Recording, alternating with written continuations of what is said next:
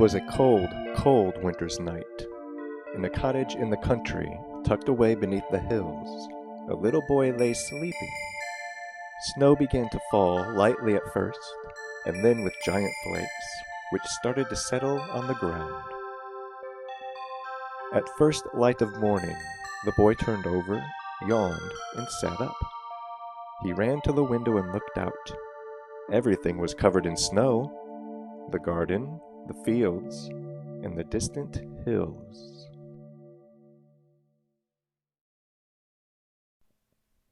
He got dressed as fast as he could.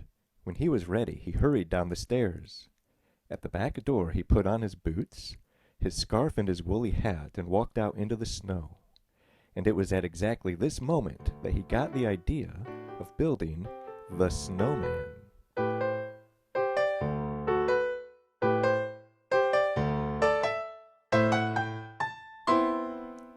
He built a great column of snow the size of a man, and a great big snowball to go on top of it. Then he fetched a scarf and a hat, a tangerine for the nose, and coal for the eyes. At last the snowman was finished, and the boy stepped back and looked at him. He seemed to be smiling.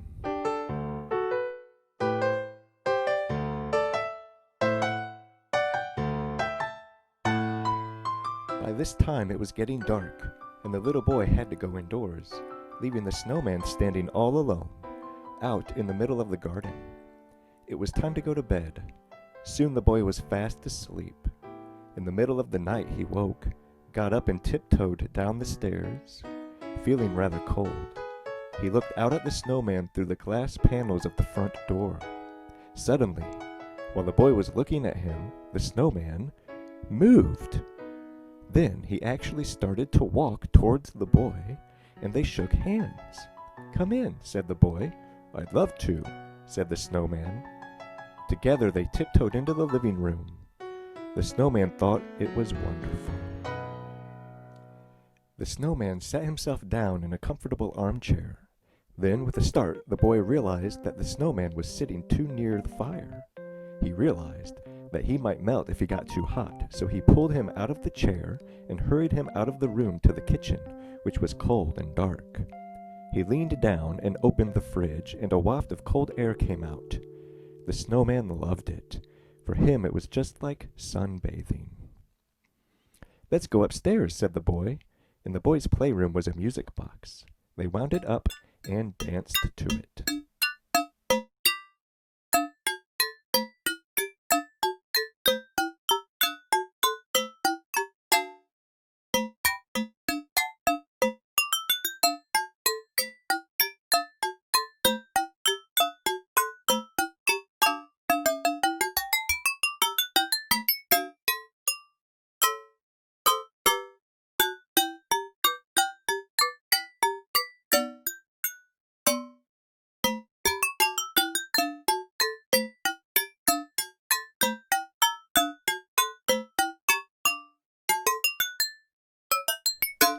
At the end of the dance, they both collapsed onto the floor, with balloons and teddy bears all around them.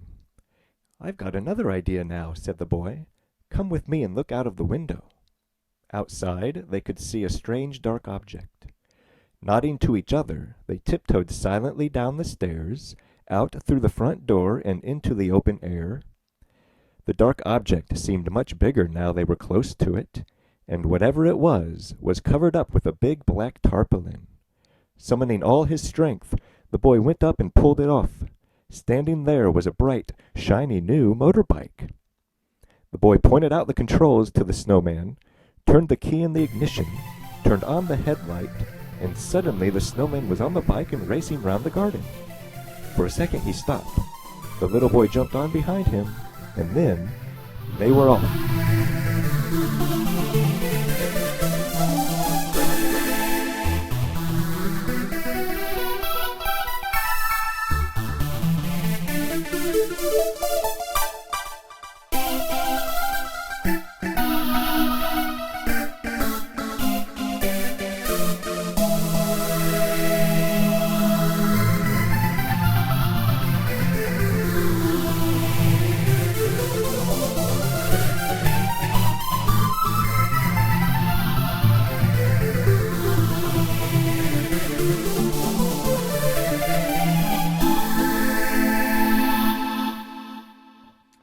came back to the garden. Without warning, the snowman gripped the boy firmly by the hand and began to run, out across the garden, faster and faster, bounding and jumping until suddenly the boy realized that they were flying. We're walking in the air. We're floating in the moonlit sky. The people far below are sleeping as we fly.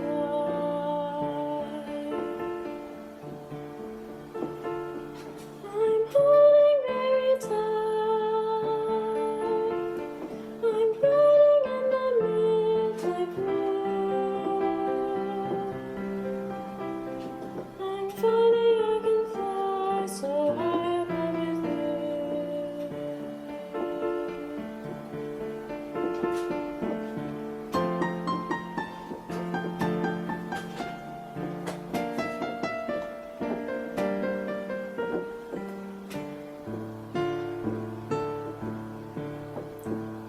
On across the world, the villages go by like dreams. The rivers and the hills, the forests and the streams.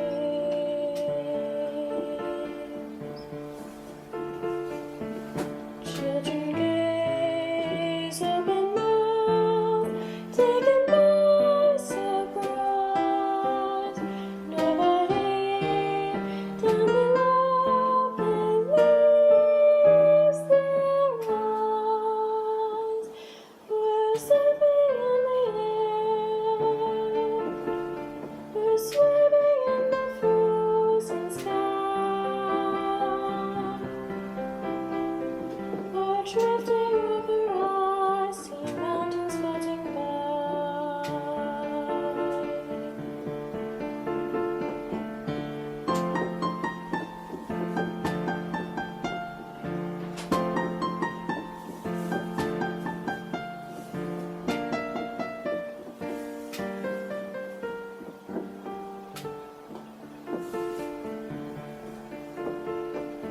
Suddenly, sweeping low on an ocean deep, rising up a mighty monster from the sea. We're walking in the air. We're dancing in the midnight sky. And everyone who sees us greets us as we fly.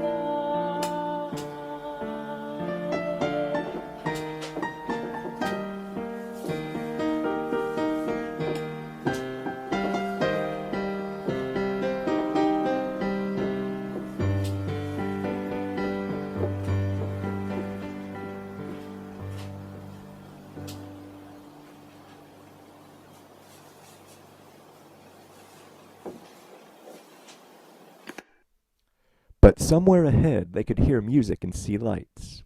There, in a clearing, a Christmas party was taking place, and all the people at the party were snowmen. More snowmen than you could ever imagine in your life. And right in the middle of them, radiating good cheer and smiling from ear to ear, was Father Christmas himself. "You're just in time for the dance of the snowmen," he chuckled, and clicked his fingers.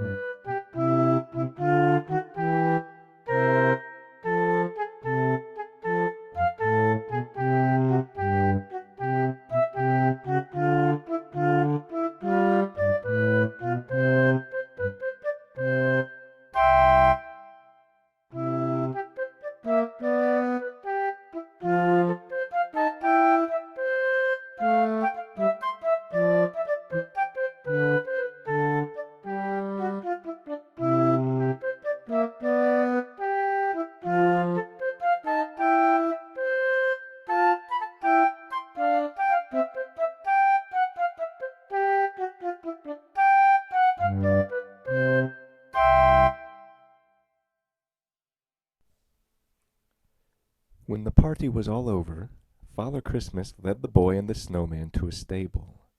Light spilled through the door, and inside they could see the reindeer which he used to pull his sleigh.